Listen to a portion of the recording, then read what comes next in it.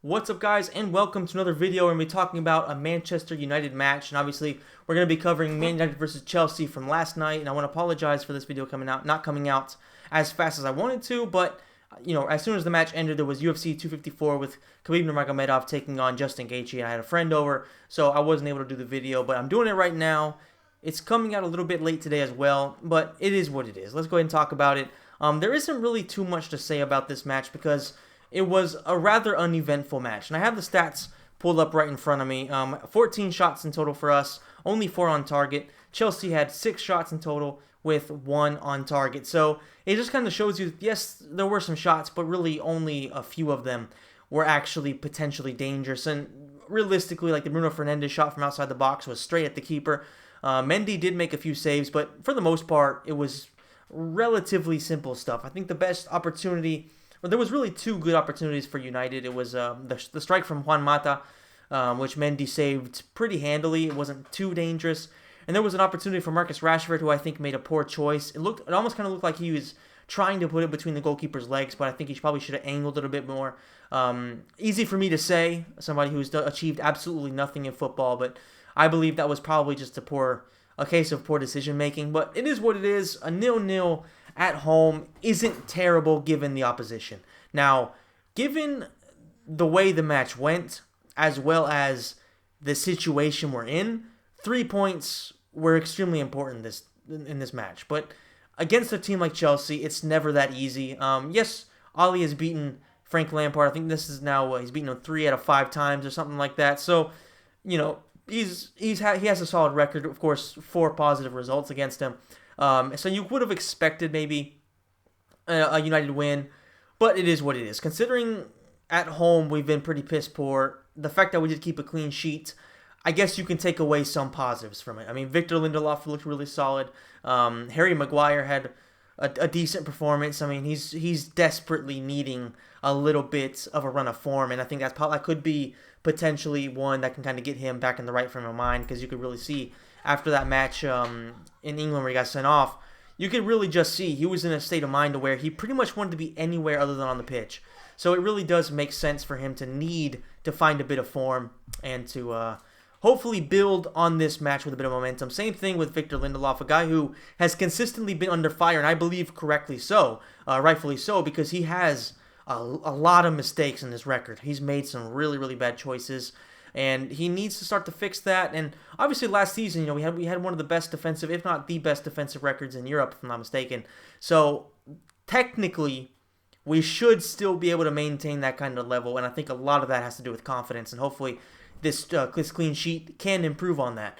Realistically, what we need to improve on right now is our finishing. And you could argue not having had Mason Greenwood, not having had Edinson Cavani starting. Of course, when you have Dan James, listen, like I don't dislike Daniel James. I just don't think he's good enough to play for United. He's a decent sub because of his pace. He can come on with 20 minutes left with tired defenders, and he can do a job. But I don't think he'll ever be a high enough level to be a starter for a team like United. And as long as that's the case, we kind of have to just understand that you can't really expect too much from him. So when I saw him as a starter, I figured that was probably going to be a bit of an issue. The finishing isn't really there. His ability in the final third isn't really that good. So I never really expected too much to come from him. I feel like going forward, once Cavani is fully fit, because we saw, as soon as he came on, he had a couple of opportunities, and you can just kind of see he has that eye for goal, which is definitely something we need, because Tony Martial, he hasn't had a significant. This stat could be wrong, but I'm pretty sure it's accurate. It was by Squawka. Tony Martial has failed to produce a single shot on target in the Premier League this season. So a guy like Edinson Cavani, who is a natural striker, he's a goal-scoring striker, not a guy like Martial, who is a flary. I would say he's more like I kind of like him more on the wing, to be honest with you, because he tends to kind of go wide a little bit anyway. But it's a very, very different type of player, and Edinson Cavani, I think, is going to be that natural striker we need to really get in some goals and really kind of drive us where we need him to be. So I believe that, or where we need to be, sorry. And I think as time goes on, as he starts to gel in, and honestly, with the addition of Axel Tuanzebe, like people I've been saying that we've been going overboard, but I've been saying this for a long time now. I believe that Axel Tuanzebe is definitely one of our best defenders. I would say him and Bailly, from a potential point of view, are light years above Harry Maguire and Victor Lindelof. I think, honestly, Tuanzebe right now is probably better than at least Lindelof. I would say that's 100% sure, because you don't do what you did to Mbappe and Neymar by being shit. I don't care if Neymar and Mbappe were having a terrible day. What he did was simply incredible. So, like, he was an all-around perfect performance. So I feel like he has to eventually slot into the team. And I think that you can kind of... We gave praise to Oli for his selection against PSG, and I think he probably deserves a little bit of criticism for his selection against Chelsea. Let me pull up the lineup right here, and I think you guys are going to understand exactly what I mean. David De Gea, Wan-Bissaka, Lindelof, Harry Maguire, Luke Shaw, Scott McTominay and Fred, Juan Mata, Bruno Fernandes, Dan James, and Marcus Rashford. Obviously, when Martial is injured, and this will be different once Cavani's fully fit, with Martial injured, obviously Marcus Rashford goes to be the striker. That's a given. But when you have Scott McTominay and Fred, you already set up to be rather defensive, or at least not that you're going to be defensive, but you're clearly freeing up the attacking players, and that's fine. Bruno Fernandes, amazing player. I'm not going to criticize him at all. But Dan James and Juan Mata on both sides are both players that at this stage of their careers, one for one reason, one for another, Dan James simply not being good enough and Juan Mata simply not being at his peak anymore, neither one of them, I believe, are particularly dangerous. Because Juan Mata can find that final ball. He can strike with that left foot. He's still sensational.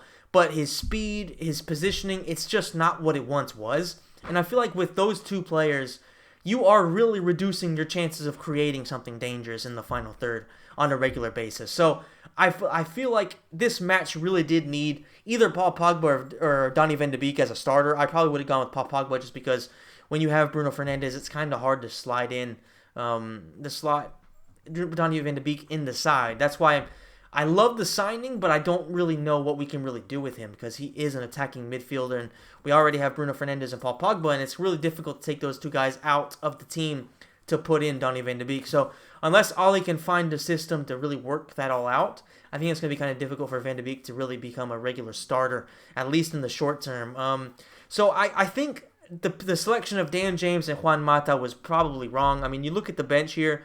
We had Paul Pogba, Edinson Cavani, Mason Greenwood, obviously Dean Henderson, Nemanja Matic, Van de Beek, and Axel Tuanzebe. I mean, I would have gone, honestly, with Paul Pogba as a starter, and I definitely would have gone with Mason Greenwood if they were fit enough. That's obviously the main thing. But they both came in the second half, and as soon as Paul Pogba came on, you could really see the match kind of change, much like in the match against PSG, only in the match against PSG, we were a lot more clinical, and we were a lot more upfront and personal with PSG's defense. And overall, I gotta say, like, this, a 0-0 draw, a clean sheet against Chelsea, and the only issue with this is that Chelsea have been conceding goals left, right, and center. So I really do think we should have beaten them, to be honest with you.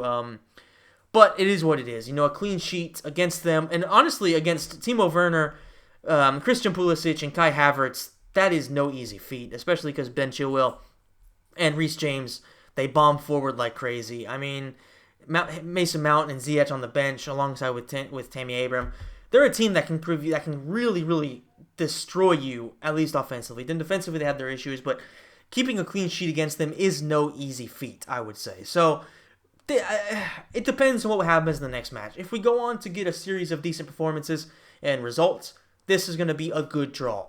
If we lose points over the next couple of weeks, which is pretty, it's pretty possible considering our next match is against Arsenal, who have been playing pretty well this season, then it's definitely a bit of a bad performance. But it is what it is. I'm not complaining. I hope you guys enjoyed this video. If you did, please like button, subscribe to the channel, hit the notification bell, and let me know in the comment section down below what you think of the performance for both sides. If you're a Chelsea fan, you're a United fan, you're a neutral, let me know what you think of the match and what the ceiling is for both clubs for this season, guys. Thank you so much for watching, and I'll see you in the next video.